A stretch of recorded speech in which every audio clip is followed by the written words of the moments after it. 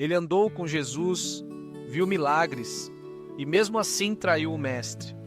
Hoje você vai entender quem foi Judas Iscariotes e o que podemos aprender com sua queda.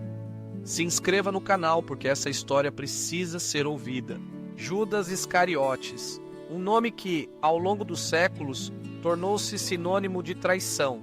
Entre os 12 discípulos escolhidos por Jesus Cristo, Judas ocupa um lugar único e sombrio, sendo eternamente lembrado como aquele que entregou o corpo mestre por 30 moedas de prata. Mas quem foi, de fato, esse homem?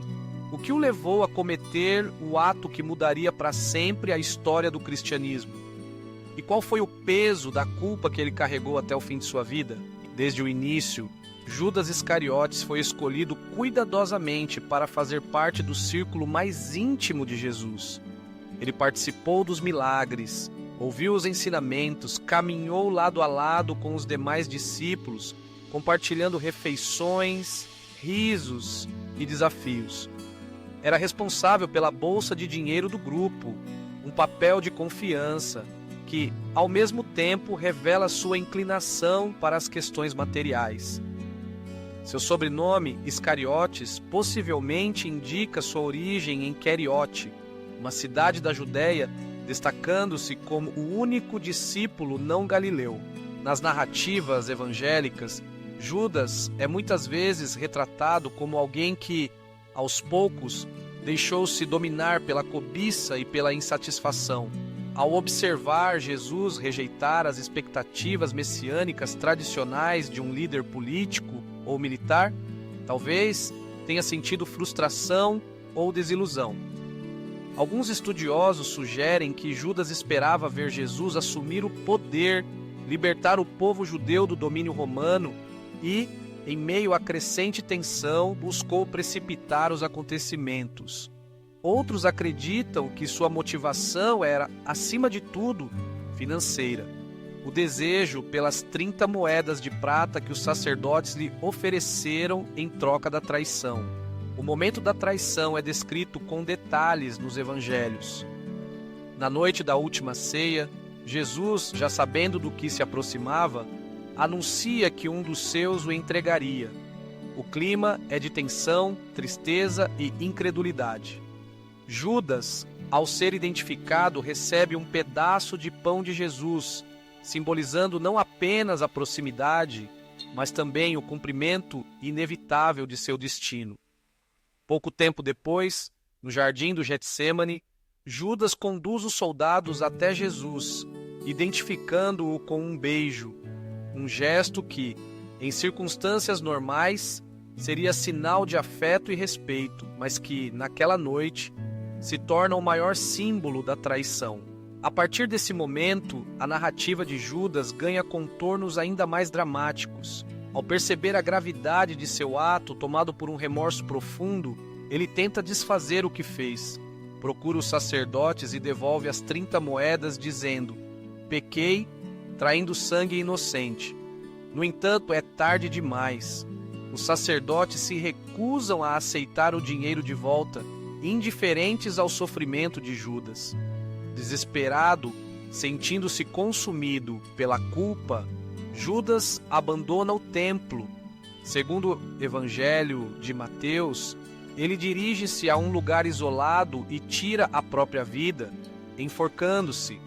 Assim termina a existência de um homem que não suportou o peso da culpa. O fim trágico de Judas Iscariotes é um dos episódios mais impactantes do Novo Testamento. Sua morte não é apenas um desfecho pessoal, mas também um alerta sobre as consequências das escolhas humanas, sobre o perigo de deixar que interesses imediatos e egoístas obscureçam valores mais nobres. O remorso de Judas é talvez uma das maiores tragédias de sua trajetória. Ele reconhece o erro, mas não encontra redenção, não se permite viver para buscar o perdão. Ao longo dos séculos, a figura de Judas despertou debates, interpretações e até mesmo certa compaixão. Alguns teólogos e pensadores questionam se ele foi de fato um vilão absoluto ou se de alguma forma cumpriu um papel necessário no plano divino.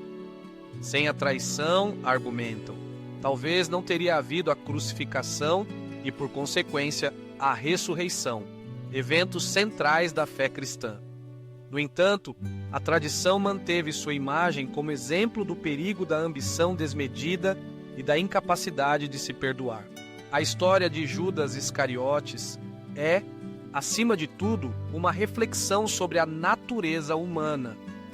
Todos, em algum momento, enfrentam tentações, dúvidas e escolhas difíceis. O que diferencia cada um é a capacidade de reconhecer os erros, buscar o arrependimento verdadeiro e aceitar o perdão, seja de si mesmo, seja dos outros, seja de Deus. Judas, infelizmente, não conseguiu dar esse passo final. Seu desespero consumiu qualquer esperança de redenção. O legado de Judas permanece vivo, não apenas como advertência, mas também como convite à reflexão. O que o levou a trair? Teria sido apenas o dinheiro ou havia algo mais profundo, como a frustração, o desencanto ou mesmo o desejo de forçar Jesus a agir de determinada maneira? Porque, ao contrário de Pedro, que também negou Jesus, Judas não encontrou força para buscar o perdão.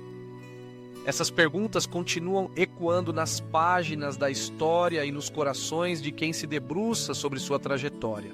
Ao olhar para a vida e morte de Judas Iscariotes, é impossível não pensar em quantos, ao longo do tempo, carregam culpas insuportáveis, sentem-se incapazes de reparar seus erros ou acreditam que não há mais caminho para a reconciliação. Sua história serve de alerta, mas também de apelo. Nunca é tarde para buscar o perdão, nunca é impossível recomeçar, por mais profundo que seja o abismo da culpa. A tragédia de Judas é não ter acreditado nisso. Por fim, Judas Iscariotes permanece como um dos personagens mais enigmáticos e complexos da Bíblia. Sua vida é marcada por contradições, proximidade com o divino e queda abissal, confiança e traição, esperança e desespero. Sua morte solitária e trágica é o símbolo de uma culpa que não encontrou alívio, de um coração que não suportou o peso de suas próprias escolhas. Ao lembrarmos de Judas, somos convidados não apenas a julgar, mas, sobretudo, a compreender os limites da natureza humana, a importância do arrependimento e o poder transformador do perdão. Judas não entendeu o arrependimento e acabou na tragédia. Que a gente nunca se afaste da graça de Deus. Curta, compartilhe e se inscreva para continuar essa série aqui no Viva a Palavra Viva.